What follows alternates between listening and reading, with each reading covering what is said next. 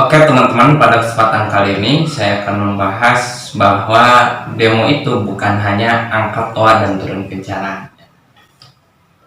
Jadi apa yang dimaksud dengan demonstrasi dan juga advokasi ini bagi teman-teman yang suka bertanya, ini mahasiswa kemana aja, teman-teman gerakan kemana aja, silahkan simak video ini sampai selesai. Oke.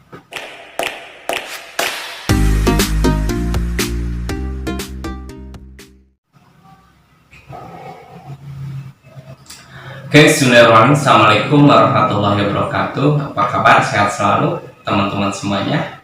Semoga teman-teman diberi kesehatan dan kelancaran dalam segala aktivitas dan juga sukses selalu tentunya ya. Pertama saya ucapkan terima kasih banyak pada teman-teman semuanya sudah support channel Kadibawa Institute sampai hari ini. Alhamdulillah terus berkembang ya.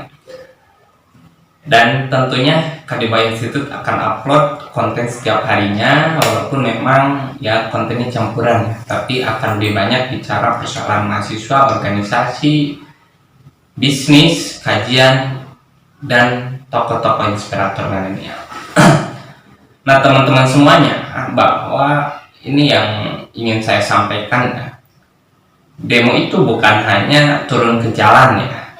Coba bayangkan kalau misalkan demo itu hanya turun ke jalan dalam fenomena hari ini yang terjadi ya, COVID-19. Terus aktivis kerjanya apa kan gitu? Apalagi aktivis mahasiswa. Karena bagi saya posisi pemerintah itu ada dua ya di mata saya. Pertama itu pemerintah menjadi mitra kritis, juga dalam kesempatan lain pemerintah ini menjadi mitra strategis ya.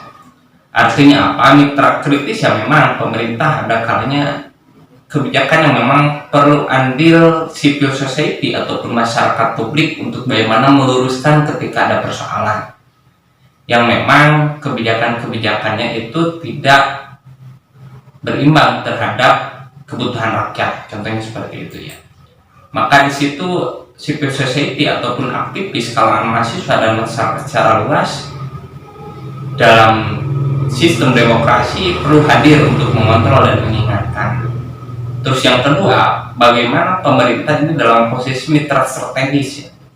Jadi begini kawan-kawan, saya melihat dan memandang, silahkan boleh teman-teman koreksi ya, ketika ada persoalan saya welcome, ketika ada kesalahan silahkan dikoreksi.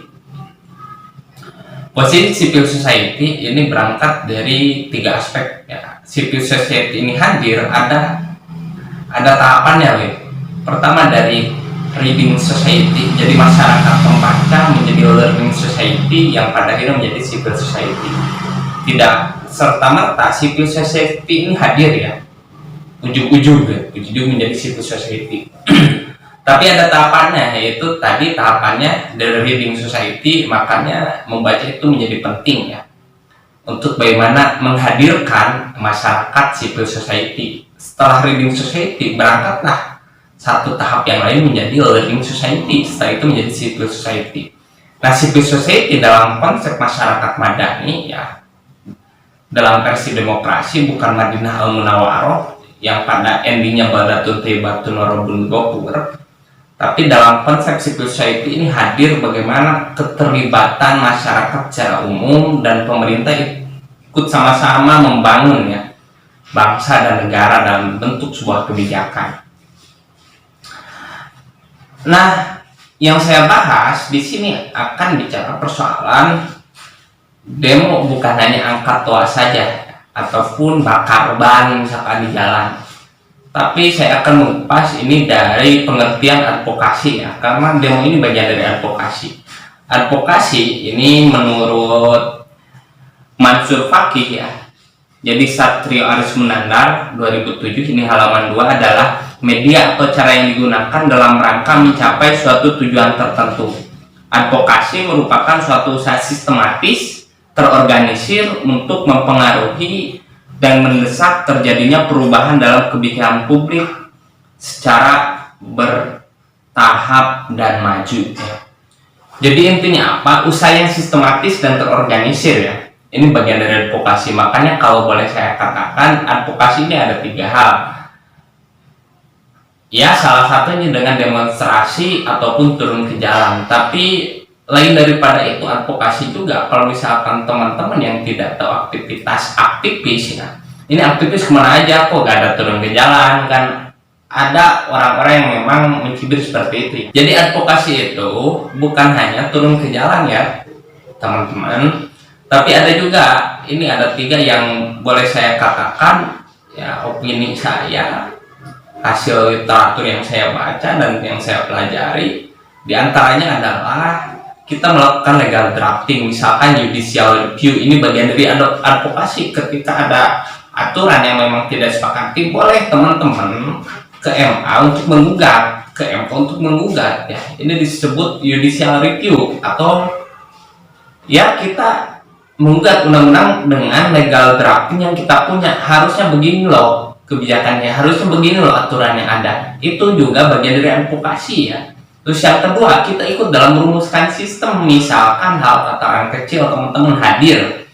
Ini ketika musrenbang dus, musrenbang kec, musrenbang des ya, ikut merumuskan kebijakan apa yang menjadi kebutuhan masyarakat dan menjadi kebutuhan publik untuk masuk dalam bentuk kebijakan, baik itu APBD, APBN, ataupun ya pembangunan pemerintah yang memang perlu dikawal oleh teman-teman aktivis dan teman-teman yang tahu, teman-teman gerakan.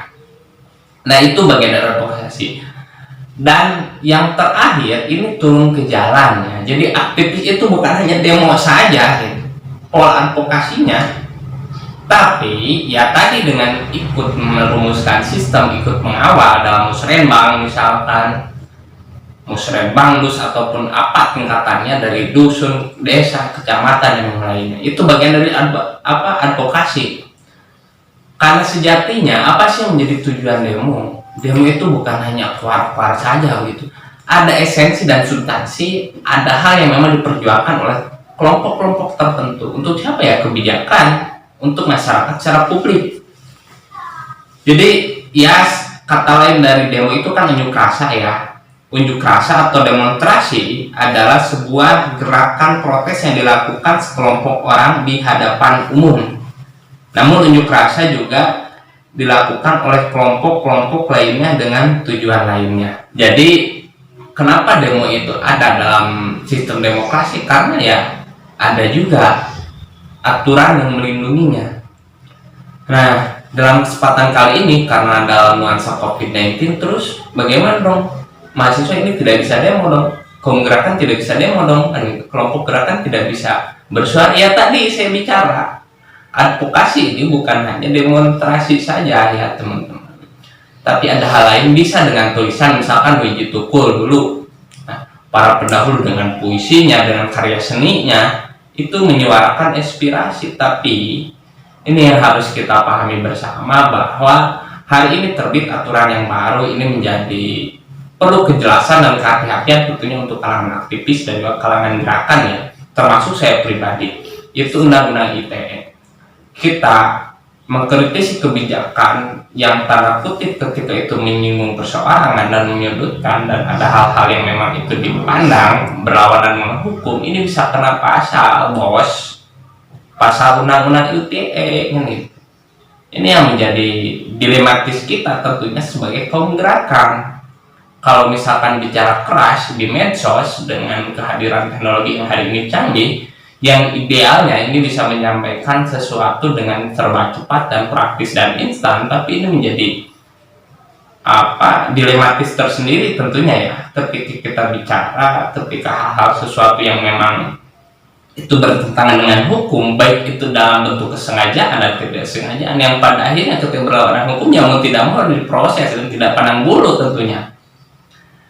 Dan juga banyak hari ini ya, perlu kita pilih-pilih, perlu bijak dalam bermedsos. Banyak juga ya berita-berita yang hoax yang pada akhirnya menyebarkan pun kan kena kan gitu. Nah, saya memandang demonstrasi hari ini yang bijak. Coba teman-teman bayangkan dulu lah, kondisi hari ini Indonesia masih menangani, dan dunia ya, bukan hanya Indonesia, wabah penyakit COVID-19 ini bahkan statusnya menjadi pandemi, bukan hanya virus, bukan hanya wabah, ini pandemi yang musuh bersama. Coba kita lihat, banyak kelompok orang, kalau misalkan hanya pemerintah yang gerak, repot bos.